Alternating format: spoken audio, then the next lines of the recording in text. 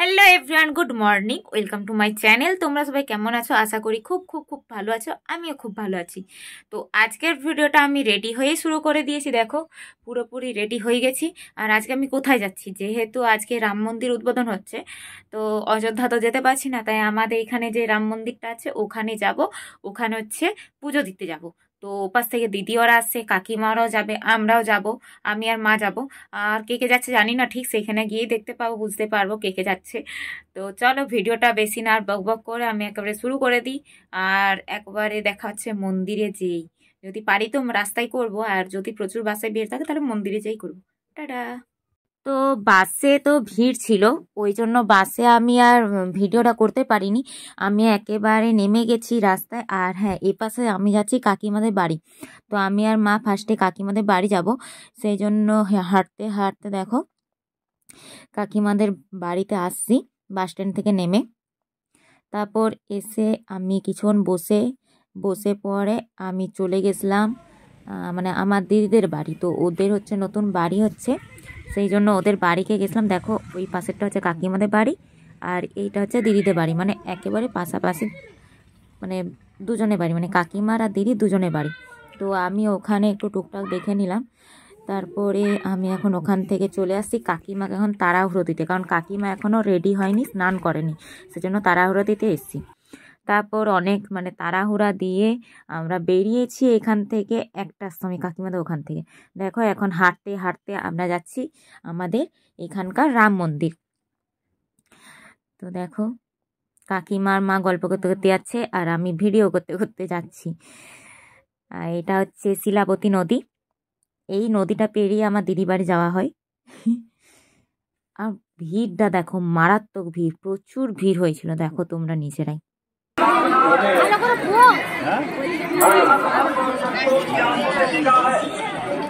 হ্যাঁ রে দিদি, আমি এরকম বসবো।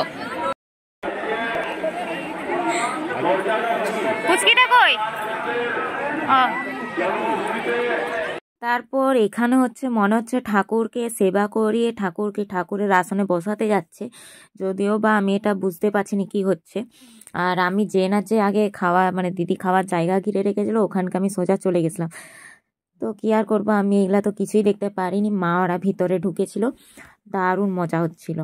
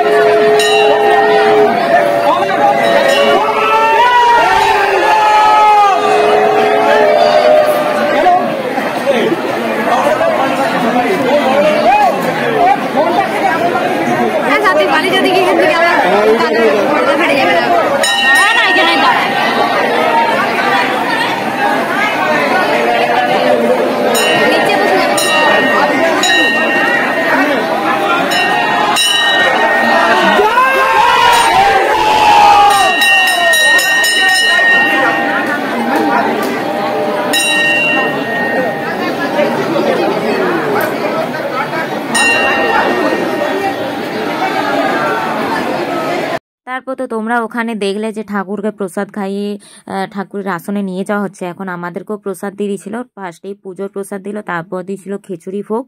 খিচুড়ি ভোগ দেওয়ার পরে আমাদেরকে, প্রচুর গরম ছিল আর খিচুড়িটা খেতে অসাধারণ ছিল, মানে যেটা রান্না করেছিল পুরো দারুণ হয়েছিল। আর প্রচুর মানুষজন এসেছিল, প্রচুর বাইরে থেকে মানুষজন এসেছিল। তো দেখো, এখানে খিচুড়ি প্রসাদ দিয়ে দিয়েছে, আর দিয়ে দিয়েছিল হচ্ছে পোস্ত, আলু পোস্ত, আর দিয়েছিল নলেন গুড় দিয়ে পায়েস। তো দারুণ প্রসাদটা খেলাম। তো কিছু করার নেই, একটু একটু করে সবাই পেয়েছে, কারণ প্রচুর লোক হয়ে গেছিলো ওই জন্য।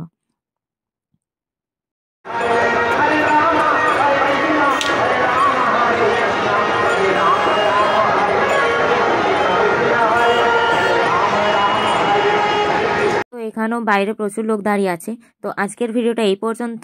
ভালো লাগলে একটা লাইক করে দিও ভিডিওটি। চ্যানেলে নতুন হয়ে থাকলে চ্যানেলটি অবশ্যই সাবস্ক্রাইব করে দিও, পাশে থাকা বেল আইকনটি টং করে বাজিয়ে দিও।